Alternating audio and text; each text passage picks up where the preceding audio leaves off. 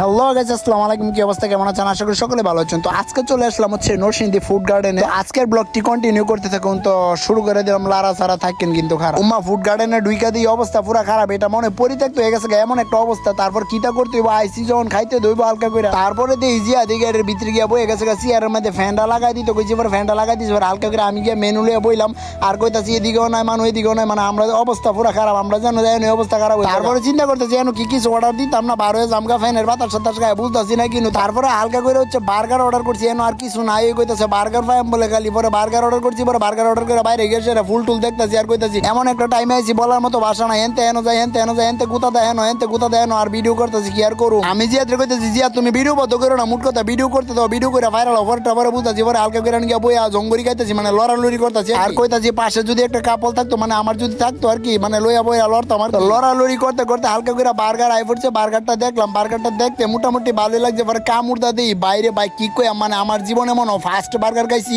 এমন বার্গার আমি কোনোদিন খাই না। ডাইরেক্ট বদনাম না, ডাইরেক্ট কথা, মানে খুব বাজে একটা বার্গার। বার্গারটা যে এতটাই বাজে, এটা বলে চিজ বার্গার, এটার মধ্যে বলে চিজ দিছে, এই দিচ্ছে সেই দিচ্ছে, বাইরে ভাই কিচ্ছু দিচ্ছে না। টমেটোর সালাদ হালকা করে ফলান্দা দিয়ে সারা দিচ্ছে। তারপরে কি করুম, গরুর ডগিটাই খাইতেছি 170 টাকা পিস বলে, মানে বলার মতো কোনো বাসা নেই। এটা কোনো বার্গার হলো? আমার লাইফে আমি এমন বার্গার খাইছি না, এটাই বাস। আর মনে হয়েছে রুটিটা মনে 7 বছর আগের রুটি দিছে আর কি, এটাই বাস্তব। তো বিল্লা দিয়ে রায় পড়লাম আজকের জন্য। বকবকে এখানে শেষ। ভালো থাকেন, সুস্থ থাকেন আর পেজটাকে ফলো করে দিবেন। ধন্যবাদ।